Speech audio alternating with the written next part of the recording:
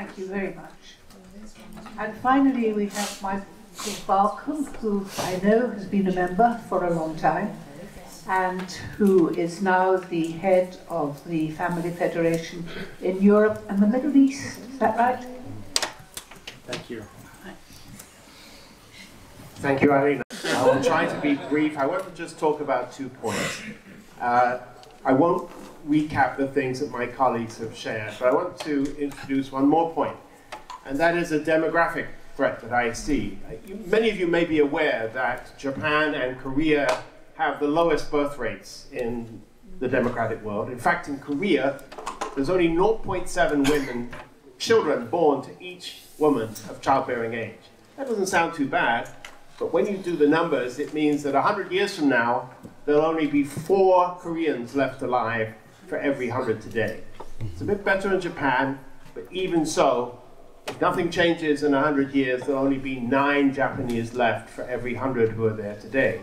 Now, full disclosure, I'm married to a Japanese woman, beautiful girl that I met 42 years ago. We have 5 children, 3 grandchildren.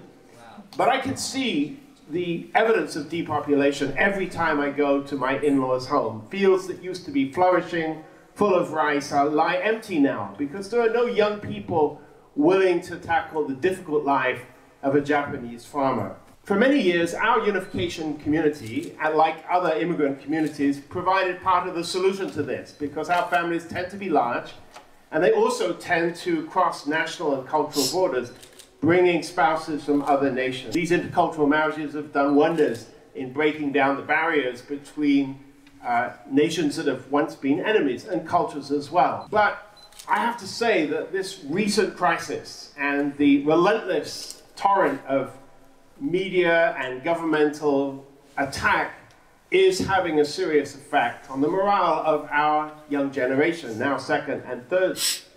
And honestly speaking, it's such a temptation for them to step away from the traditions of marriage and family, of our tradition, to walk away from the consequences of that, which, as you've heard, include discrimination in employment, housing, and more. And they're already confused enough in this era of fake news, AI-generated media. Other immigrant and faith communities in Japan face the same problem. And it's cultural.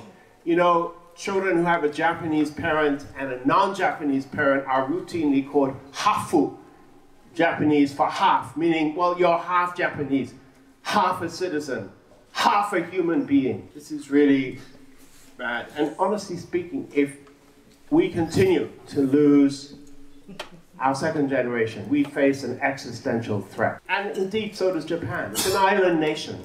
If it continues to close its doors to new ideas, new cultures, new traditions, the future is quite bleak. My 2nd point, which comes to the topic of this conference and the role or contribution of religious movements and new religious movements to society, is this. An anecdote. In 2000, our founders, Reverend Moon, Mrs. Moon, went to the United Nations and said the United Nations is in danger because it is ill-prepared to face the rising tide of religious passions which are leading to conflict. This is before 9/11, before ISIS, before Al-Qaeda, all those things. I think it was very prescient of him, and he suggested that the UN should incorporate a spiritual council, an upper house, if you like, which could use the wisdom of religious leaders to try to deal with these problems before they broke out into violence and war. And privately, he also said, this is good for religious leaders too, because in the egalitarian confines of the United Nations, they'll have to lay aside their petty differences and see how they can work together. Well, that recommendation was never adopted. It was supported by the Philippines and a few other nations. I still remain hopeful because I think religions have a crucial role to act as the conscience, not only of the United Nations, but of governments in general. I'm here today from the United Kingdom, and in the last few months, we've heard so many cases of governmental abuse. You may not have heard of them here in France. There was the post office scandal where thousands of people were prosecuted, dozens sent to jail, tainted blood, misbehavior of the politicians. It's clear to me that if the voice of faith is silenced, governments tend to misbehave. I'm also an American citizen. When I look across the Atlantic to the choices facing America in November, frankly, I am worried. And many of you are worried about the results of the recent European elections, the apparent rise of extremists both on the right and the left.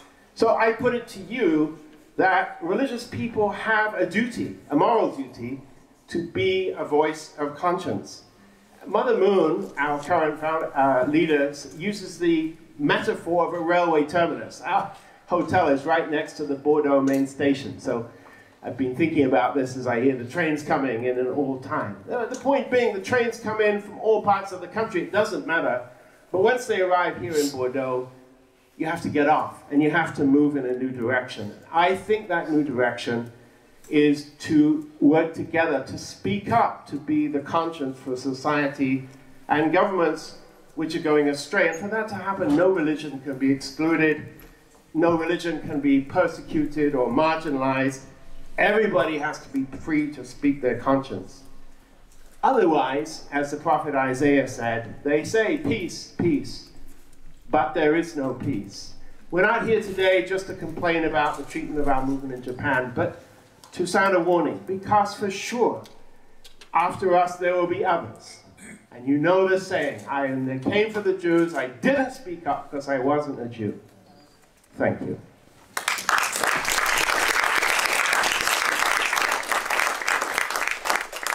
Thank you very much, and thank you to all the speakers for keeping brilliantly to time.